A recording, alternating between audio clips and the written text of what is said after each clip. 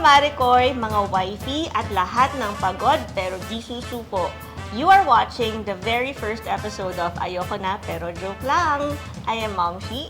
At ako naman si Mami Pidge. Kami ang mga bagong kumare sa mundo ng Momcasts, kung saan pag-uusapan natin ng mga real-life ganaps, hugots at tips para sa ating lahat. Yes. At ngayong first episode, topic natin ay isang napakahalagang skill na kailangan natin matutunan, Mommy says. You know what it is? How to speak like a queen. Wow! Alam mo yun, Mommy says, yung hindi lang yung basta marunong magsalita, di ba? Kailangan marunong ka mag-express with confidence, clarity, at command, whether sa bahay, sa trabaho, o kahit sa PTA meeting. Yung may power. Power. Siyempre, we are so blessed to have our special guest today. She's one of the most sought-after voice talents sa Pilipinas. Isang voice mentor, Binibining Pilipinas Universe 1985. Actress at host, lahat-lahat na. Miss Joyce Burton Titular. Hello, Miss Joyce! Thank you! I am so happy to be here. Thank you so much for inviting me dito sa inyong podcast. Napaka-cute ng pangalan. Ayoko na pero joke lang kasi napaka-totoo ng phrase na yan at nasabi ko na yan sa buhay ko in different various ways. No? You can say it in many different ways. So thank you so much for inviting me Ano here. nalaman yung ikaw yung guest, sobrang giddy talaga siya. Oh. Kasi Sobrang kilig ako. Naku. Starstruck talaga. Salamat naman. It's so surreal. Malabas sa feed ko kasi yung voice ko. Okay. Oo, yung voice con katatapos-tapos lang ng. Thank you so much. VoiceCon was very successful and I just want to thank all the people who attended and yung mga hindi nag-attend, maghintay kayo next year. Kayo naman. Yay, may part 2 agad. Yay. Ayan. So, actually, si Joyce and I call her JD before. That's my radio name. Yeah, I worked in JD. radio and that So, was my name then. Yeah, we go way back. Oo, like ating- way back. Oo, So, oo. malalaman na yung edad. Pero, yeah, for people who do not know, sige, let's discuss, how did you start ba sa yung voice work? Voice work. I got sucked into the world of radio dahil sa asawa ko. My husband, who was my boyfriend at the time, was a DJ and an audio producer. And we were in Davao at the time. We were living there. And he was setting up a radio station. Kulang na lang siya ng isang DJ. Naghahanap siya, meron siyang peg. Parang 5 lang na hanap niya. Isa na lang ang kailangan niya. So I volunteered. Sabi ko, honey, since okay naman ako magsalita, kahit wala naman akong experience, ako na lang. Tapos sabi ko sa kanya, how hard can it be? You're just talking on a microphone. Ganun pa ako, di ba? Parang ang yabang-yabang ko na, it's easy because you're just in a room with a microphone and you're playing songs. That's not hard. Of course, you know, when he started training me, dun ko talaga nawindang ako sa, you have to be aware of so many things, not just your voice, your intonation, the words, your clarity, the music that you're playing, diba? So it was not that easy. So doon ako nag-start sa Davao bilang isang DJ for NU107 Davao. So, ano yung masasabi mong masayang part, fulfilling part of doing that kind of job? I left, my job at the time in Davao was public relations for a hotel. And I was getting paid 3 times more than being a DJ. And I left that to do radio because I discovered that this is for me. Yung PR job was turning me into an angry person because I would go home, I'd be tired, I'd be working, you know, they say it's an 8-hour job, but that's not true. It's more than 8 hours when you work for, you know, a hotel. Nakakapagod yan. Maraming public relations pa, di lahat ng tao, fine-friend mo. Mahirap yon. So, I would go home, kind of like a, you know, like a B asterisk TCH, you know, and my children were very, very young at the time, not healthy. Then when I started, akala ko temporary lang ako magiging jock for my husband. I had no plans of leaving hotel. It paid me well. And then, I just parang it brought me so much joy. After I got over the initial, syempre the first few days of going on the air, maraming anxiety, tension, tama ba ako?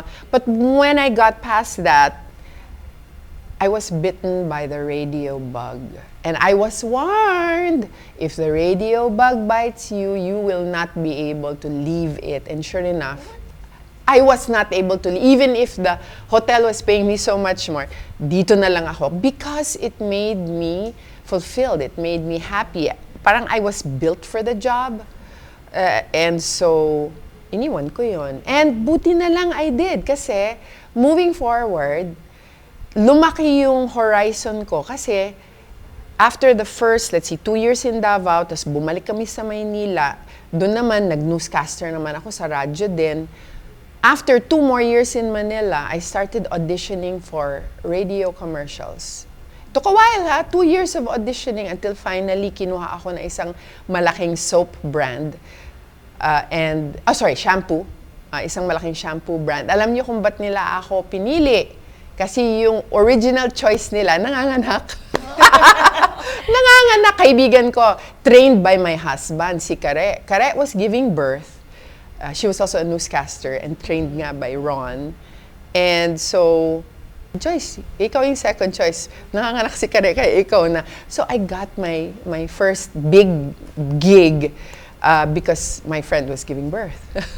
And so I said, I don't care. If I'm not the first choice, it doesn't matter. I'm just gonna do this. So after that, a couple months later, stereo brand. And then, sunod-sunod na, it became more frequent. Grabe, na-miss ka na. Thank you for Yes. giving birth. Thank you for I being know. pregnant. Oy, napakaganda ng boses ni Kare. Pati asawa niya, yung husband niya is also a voice talent who was also trained by my husband. So, so that is kind of my journey. Na I turned my back on the fancy, nice How many hotel years has it job. been? Wow, I have been doing voiceovers since the 90s, I started doing radio in the early 90s and then I started doing radio commercials 7 years later. Matagal din, hindi din siya instantaneous kasi ang dami nating magagaling na voiceover sa Pilipinas even in the old days. The late Lily Nichols, who eventually became my kumare. I mean, if I walk into an audition and I see her and May Zaiko, yung dalawang yon, wala na, parang, hindi na ako mag-audition, nandyan na kayong dalawa, ganon. But you know what? They were such warm people. Lily would be like, no, Joyce, ano ka ba? Hindi naman ako palagi kinukuha. Saka, baka ikaw na ang mako, you have to audition. She was so warm and I will never forget. Kasi usually, di ba, when you go to an audition, parang enemies kayo. But she never, bless her soul, she never acted like an enemy and she would be very helpful and say, Joyce, halika na din, kwentuhan, masaya. And then yun, dun na nga nag-start yung, so nag-newscaster ako sa radyo, nag-voice over ako, and then the job of being a newscaster on radio, we only worked about 4 or 5 hours a day. That left the whole afternoon and the evening free to do voiceover work. And my exposure to beautiful voices on NU107, different types of voices, really helped shape my voice because listening is a part of voice. Okay, noted. Pero para sa mga katulad namin na hindi ganyan kasing iconic pa ng voice po ninyo, what should we know? What should we learn para ma-maximize namin yung voice namin? Kasi, obviously, may pera sa boses. Oh, Di ba? naman, may pera Good sa job! boses. So, kunwari, hindi talaga pwedeng walang maging work, di ba? So, as long as you have a voice, pwede mo siyang i-enhance and to make money out of it. So, para po sa amin, na bago pa lang po kami sa podcast, Yes. ano po yung pwede naming basics na matutunan? Well, the very first thing is before you open your mouth. That's where the preparation comes in. So listening is an underrated skill. We have something in our brains na tinatawag silang mirror neurons. So yung mirror neurons na yan, you're built to mimic. That's why, di ba, mga baby, they mimic the voices of their parents, lalo na yung boses ng nanay nila. In fact, they discovered that babies cry according to the accent of their mom. So French moms, with the French babies, when they cry, pataas ang inflection nila. Yung crying nila pataas. German mothers with German babies, when their babies cry, pababa naman yung inflection. We're talking about babies that aren't speaking yet. Infants talaga. So, syempre, they've been listening to you while they were in your womb, right? And when you talk to your baby, pag mga 6 to 7 months yan, they can hear. Actually, sa 5th month, that's when the hearing is starting. When they reach the 6th month inside you, they can react to your voice. They react to the sounds that they hear through the womb. So communication begins in the womb. And listening, do not underestimate listening. So have a voice hero. Like, sino ba mga voice hero natin dito sa Pilipinas? Paborito natin si Inka Magnaye. Pakinggan mo siya. Listen, have 1 or 2 voice heroes and just listen to their voices. Copy, mimic. Kasi, even if you mimic them, and we're built naman talaga with mirror neurons, we're built to mimic. So it really starts with listening. Have a voice hero and listen to your voice hero often and then mimic them. That's true, no? Kasi parang when you, kunwari, ito na lang punta ka sa Canada recently, di ba? yeah. So parang feeling ko in 2 weeks, ma-adapt mo na how they That's talk. true. Di ba? Tapos pagkausap ko ngayon siya, ang galing ko rin magsalita. Yes, it's true. That's why I said earlier, because I was exposed to beautiful voices sa NU107, naririnig ko sila, ang gaganda talaga ng boses nila. So ako, nahahawa. So I would always start with listening. And then for voice, then I would focus on breathing. Okay, paano Because po yung breath- Teka lang, Breath powers the voice. Try to talk without any breath Kailangan po- escaping from your... So you breathe kailangan. first before you talk. Well, I mean, you need to master good breath control. Okay. You need to know, kasi kung hinga ka ng hinga, it's very, very annoying. You'll hear. Ang hinga, naririnig. So if you're breathing after for conversation, they breathe after every 5 words. That's in conversation. Like, tulad ngayon, we most likely are breathing after every 5 or 6 words. But if you're giving a talk, you want to talk like a queen, you don't want to be breathing every 5 or 6 words. How do you breathe well? You need to start with posture. So, ang dami. So, listening. Ayan na. Your posture. Para may breath support. Kasi nga, breath powers the voice. So, good posture. And then you do your breathing exercises. And in order to strengthen your lungs, you can do very simple exercises like saying the alphabet on 1 breath.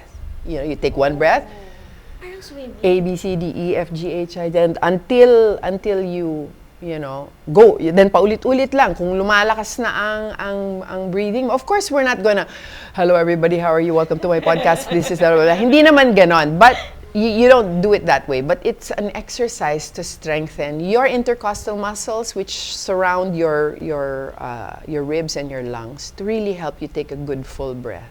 Sternum should be kind of like, ito yung sternum, yung breastbone mo. Kind of medyo pointed up. So yung mga color, anong tawag dito yung clavicle, kailangan parang smiling siya.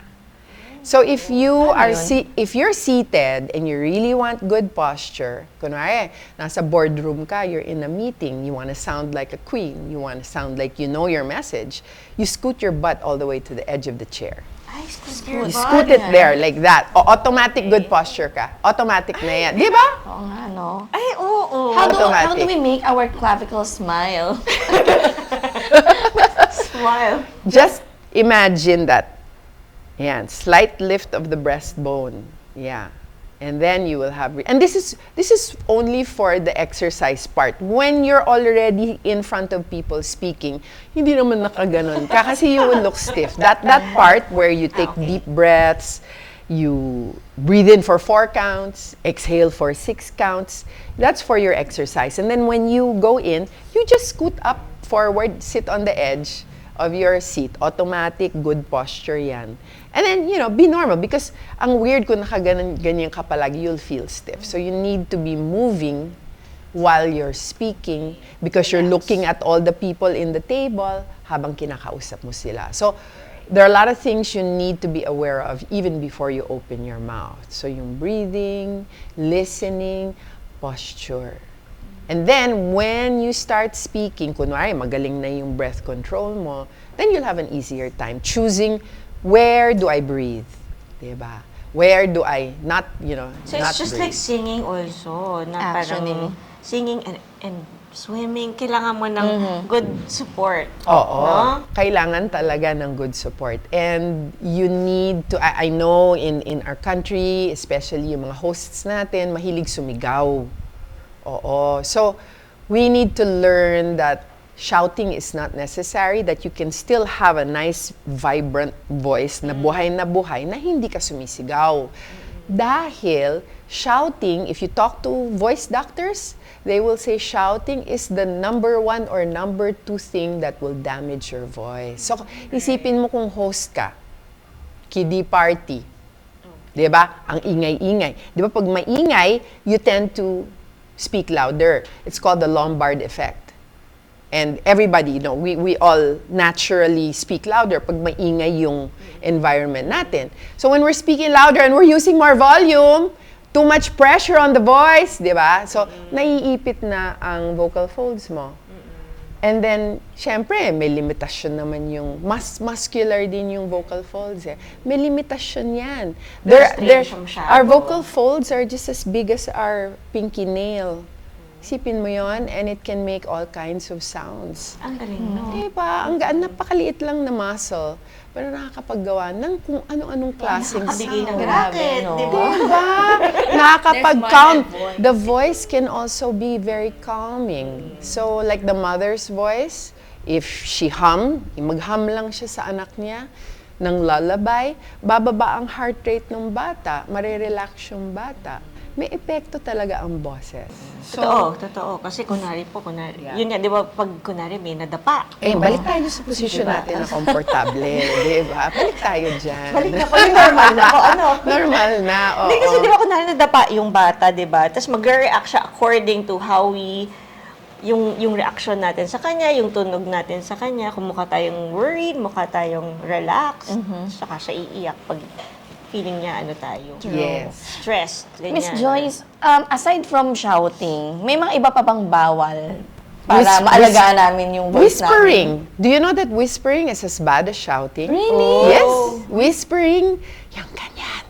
Oh my Diba?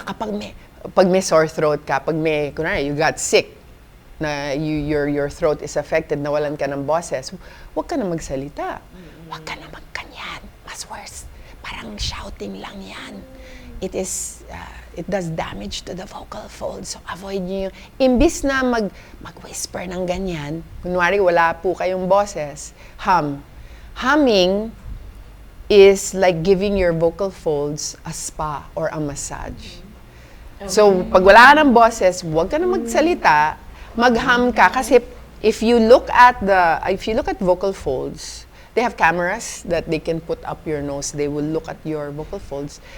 Pag sino-slow mo nila, ito yung movement ng vocal folds when you're humming. It's very gentle, and it's like you're massaging your vocal folds. So, hum. As a teacher, let's say, ayan, ang ingay ng class. Just be aware that, don't shout. If your voice gets tired, kunwari, recess pa lang pagod na, you hum. And it's so easy to hum. Di ba, nagbabrush ka ng ipin. Gargling is like humming with water in your mouth. So you can even, when you gargle, water lang gargle. Wala kasi akong water ngayon. So, it's actually humming while there's water in your mouth. So gargle, and then hum a little bit, and then in between subjects, hum again under your breath. No one will notice you're humming. Hum a song, ganyan. Then, do not underestimate the power of a cool down. So at the end of the day, pauwi ka na, you hum again. And this is how I can talk all day. I can talk all day. That's the hack. I can talk all day. That's the If I hum, and I have a straw, hindi ko dala yung straw, and I will hum through a straw. So I keep a straw in my car, in my studio, hum through the straw to help strengthen my voice. This is a straw. Silicone. You really bring that I everywhere? really bring them. Well, instead of bringing them, I have one in the car. I have several in my studio. I have in my bag. Meron po ba niyan sa add to cart? Meron, add to cart lang to. So, parang nga ako nagve-vape, di ba? Pero hindi pa ako nagve-vape. So, ganyan lang. And then, pwedeng mag-sirens. Maririnig mo, may break yung boses ko. That simply means I'm shifting to a different register. And that's normal. So don't worry if your voice breaks. You're just massaging your vocal folds. So do it throughout the day, beginning, throughout the day, and at the end. And it doesn't have to be a long time. Yung 1 minute lang, 30 seconds lang nagaham. Ako, bit-bit ko yung straw. Pag walang straw, kung nakalimutan ko si straw, nagaham ako, mag-gargle with water para Just ma-relax. water. And then, how about the temperature? Okay. What works for you is what you should do. Alam mo, may Okay? kwento ako What sa works Miss for you Joyce. is what you should do. Kasi, ang vocal folds, water never touches your vocal folds. So, If- hindi po ba totoo? If water touches your vocal folds, di ba? Di ba? Because the number one job of your vocal folds is to protect your airway. It's not producing voice. Producing voice is the second job. Ang primary job niya is to close if there's any foreign liquid or food that touches it. So, when you drink water, ang pharynx ang nakakaramdam. Yung vocal folds mo, hindi siya natatouch ng iniinom mo. So, how do you hydrate your vocal folds? No? Indirectly. So, when you drink water, it goes first to your body, and then there are glands sa may vocal folds mo that lubricate the vocal folds. So, yung mga glands na yon, dadaan pa muna yung sa katawan mo yung hydration bago umabot sa glands. Kaya importante, uminom ka na first thing in the morning para nasa glands na ng vocal folds mo yung hydration. Hydrate. Ang kalaban mo lang, kailangan mo mag-CR. Miss Joyce, yung mga ice cream, cold water, cold drinks, talaga bang nakakasira yan? They do not touch your vocal folds. Okay, kung nakakasira siya ng boses o hindi, it really depends. Because I know some singers who drink cold drinks and they're fine. Yeah. May share akong konti. Kasi si Eunice tsaka ako, actually, we went to Thailand, di ba? I was supposed to do an interview for someone there. Tapos wala talaga akong boses. Tapos I tried everything talaga with medicines and herbals, ganyan. So, I was coughing and walang boses and everything. Then, I just gave up. Kasi meron dun yung mga shake, na mga mango shake. Ang sarap sa Thailand nun, di ba? The Definitely. moment I drank yung ice cold, frozen drink, yung fruit, shake, that's the moment na nagkaboses ako. Do you know why? There's an explanation for that. Swallowing lowers the larynx. So when you swallow, bababa yung larynx mo. Magre-relax yan. Number one. Pangalawa, if it's your comfort food, it does something in your mind. It relaxes you. Ang pinakamagandang boses ay galing sa isang taong relaxed. Relaxed but alert. Kaya, that's why it works. So yung humming, yung gargling, and yung swallowing, when you swallow water, it really relaxes the larynx. Para sa mga moms, or kahit hindi moms, na gustong mag-start ng journey, pero hiyang-hiya kasi feeling nila they're not magaling, nahiyain sila talaga, ano yung dapat nilang isipin para makapag-start sa journey na yan? Well, they wanna be like you. Well, they want to be like you too, able to start their own podcast. I think as mothers, we want to be good providers. It's not only the father who provides. So I believe that when we see other people, they're so successful, they're earning so much money, they're doing so well, they're able to send their children to the best schools. But they're not half as talented as you are. Siyempre, alam mo alam mo kung anong level ng talent mo. The reason why that person who has half your talent is doing well is because he or she put their voice out. Tama ba ako? They took the brave step of putting their voice, putting their face out there. So, sayang, di ba, that people who have only half of what you have are the ones who are getting the attention because they are brave. That's why my husband and I, we never focus on confidence because confidence, you can lose that. But courage, yung tapang, yan ang hindi mawawala. Kasi ang confidence, pag bumagsak ka, nagkaroon ka ng malaking embarrassing mistake, you lose your confidence. You do not want to talk anymore. You're traumatized. Diba? But if you have courage... Or mabash ka lang. Mabash ka lang. Wala na. If you have courage, you will stand up after the bashing.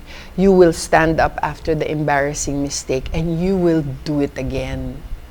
Tayong mga babae, tayong mga Pinay, we're very brave. Tama ba ako? The Filipina is a tough woman. Takot nga sa atin yung mga asawa natin. Sorry, husbands. Sorry. Gamitin niyo po yung tapang na yan to put yourself out there. There's so many tools that are available. There are cameras, you can buy them. Microphones, you can buy them. Information is online. You look on YouTube, makukuha mo lahat ng impormasyon.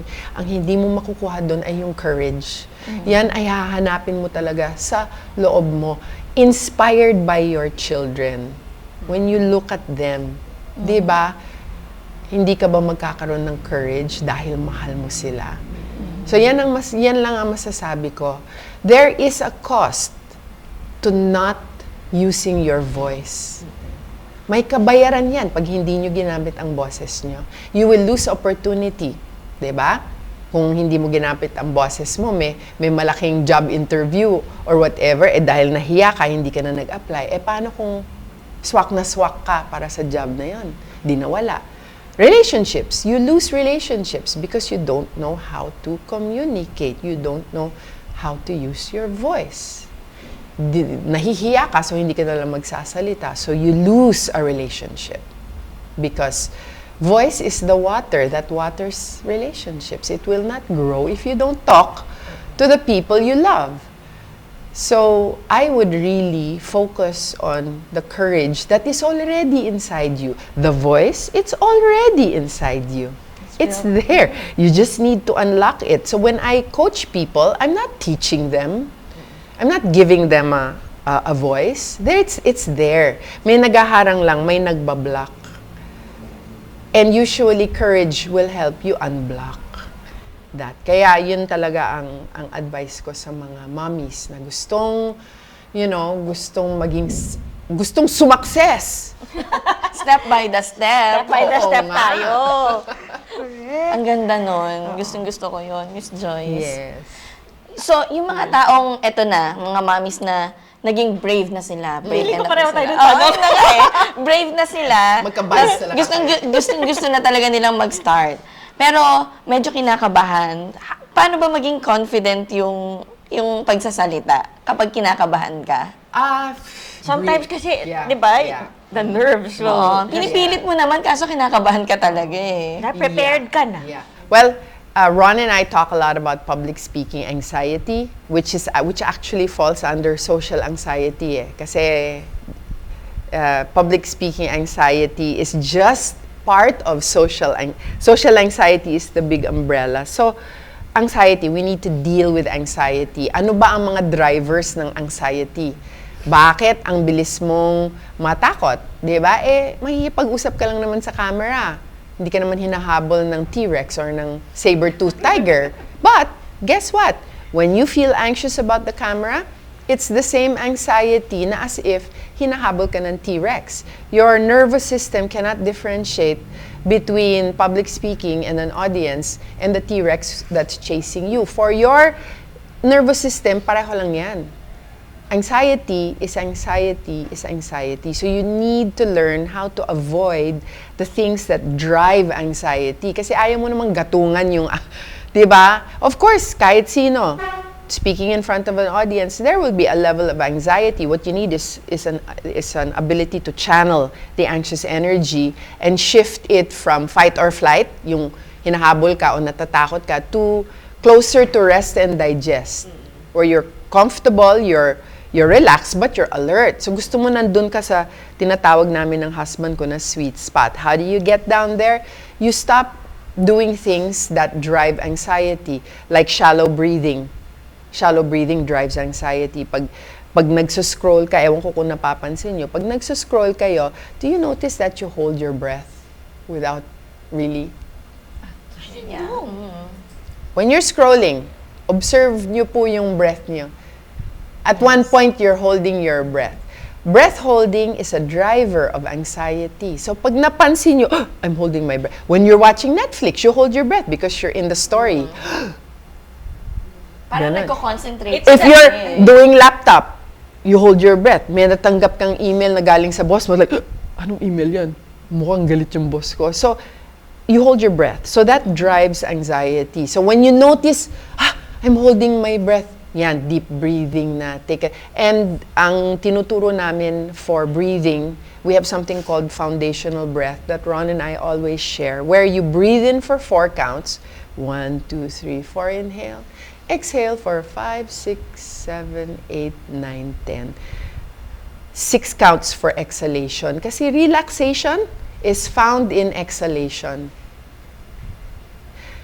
Pag mahaba ang exhalation mo, mas mahaba siya kesa sa inhalation mo, re-relax, your heart rate goes down.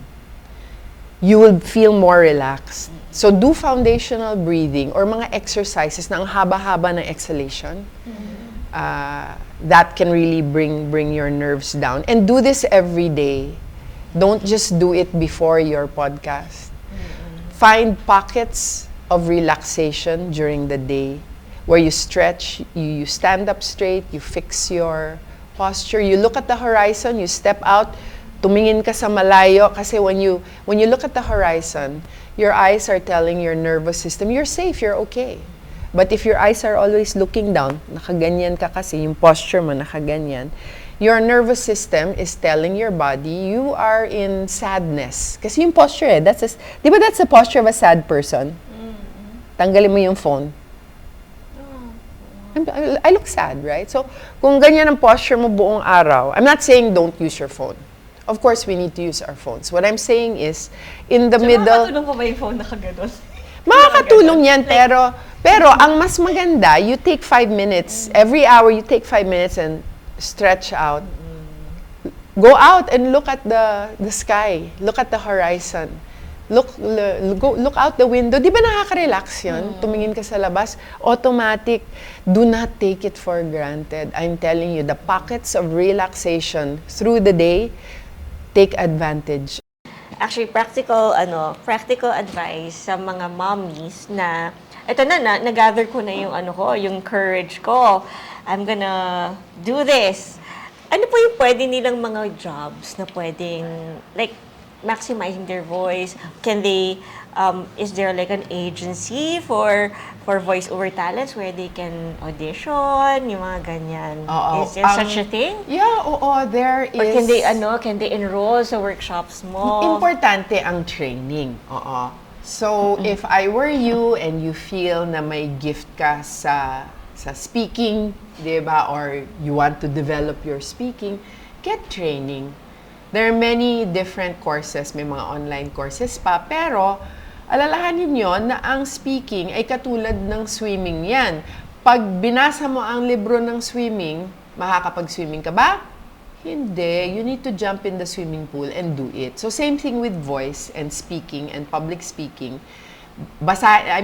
You can buy all the books, but until you really go up on stage and do it, you will not improve. So training is one way.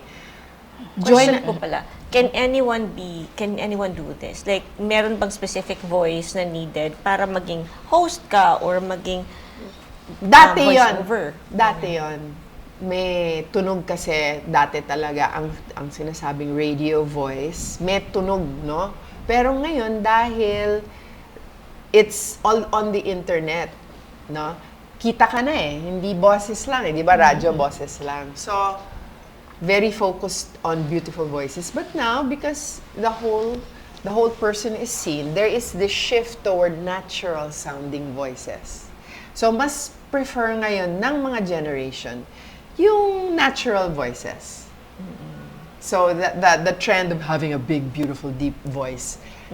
It's important. There are still, you'll hear some commercials na maganda pa rin. So, meron pa rin. Pero, we are blessed because now you don't have to have a classically beautiful speaking voice in order to have your own podcast, di ba? Or let's say, baker ka, meron kang magaling na cookie recipe. Aba, pwede kang gumawa ng video talking about your own cookies, di ba? And gumawa ka ng content about your cookies and you can be your own spokesperson, di ba? So, it doesn't have to be na kailangan maging voice-over ka or voice actor. You can also come up with a business at ikaw ang magpo-promote gamit ang sarili mong boses. Hindi mo na kailangan gumamit ng AI, boses mo na ang gamitin mo, di ba? Because people need human connection. I would rather buy from a human that's telling me, oh, here's my product, than an AI voice using AI visuals saying, buy my product. Just personal, no? So, pag na-sense ko, AI ito, I really scroll. Hindi ko na siya tinitignan. Why? I need the human touch. I need human connection. And the best way, one of the best ways to connect is with your voice. Yun. So, you can use your voice to sell whatever product you have. Or, kunwari, gumawa ka ng course. Diba? On lamas. How do you give birth with lamas? O, ito. Kasi wala pa akong nakitang course about lamas in Tagalog. Diba? Pwede po kayong gumawa ng course about something that you know very well. So there are many ways that you can use your voice directly and indirectly para kumita ng pera. Correct. Use your voice to share what you know, Yes. establish your niche, Yes. talk to the world. Yes. Noted, Miss Joyce. Ano ba? Courageous Ayaw na. na, pero joke lang. Check to check.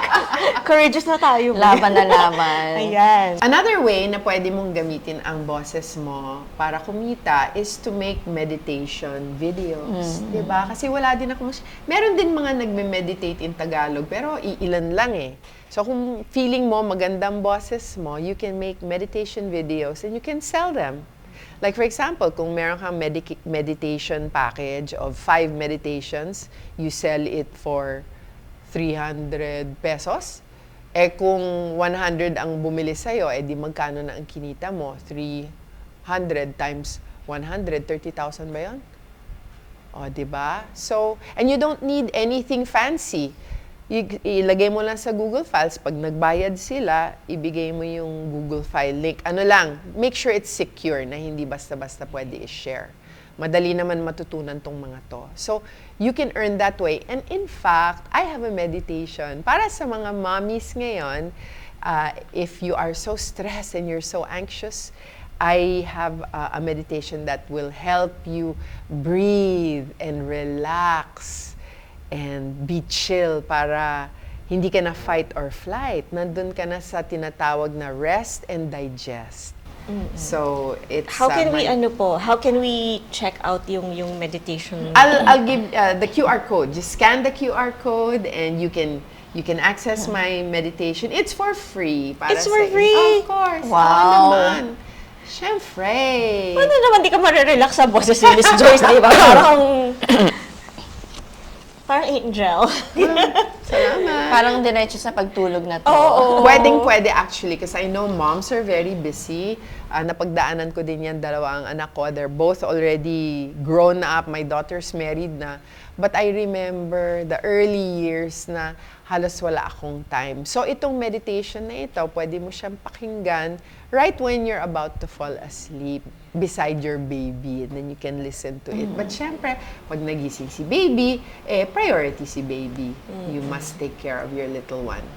And it's a good reminder also kasi hindi lang natin gagamitin yung voice to just make racket, di ba? Yung kumikita ka lang. But you can also share it freely to the world. Yes. Like Yes, siya, correct. gusto niya tayo bigyan ng rest, di ba? After nito, Yes. scan nyo na po yung QR code. Yeah. Tapos, you meditate with Miss Joyce. Yes. Thank you so much. It's so wonderful kasi 'di ba all throughout the day you hear a lot of voices.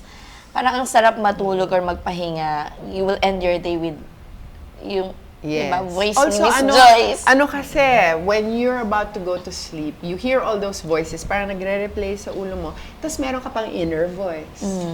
That's true. And sometimes that inner voice is a self-sabotaging inner voice. So And true. then the brain is a monkey brain. It's jumping all over the place. How do you stop it? It's so hard. So Netflix to the max.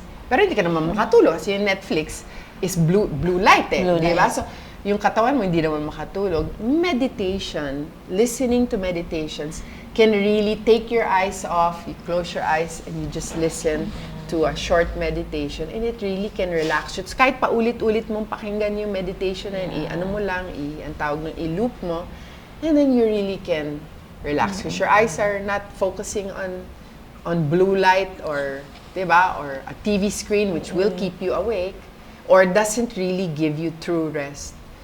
So meditations have helped me find sleep at night. And listening to the right messages. Yes. Diba? Kasi parang pag, di ba minsan when somebody gives us, parang tells us something really bad, yun yung nire-replay natin hanggang sa matulog, tapos you feel bad, diba? Yes. Tapos it reminds me of a Bible verse actually, yung whatever is true, whatever is noble, Yes. whatever is right. Think of upon that.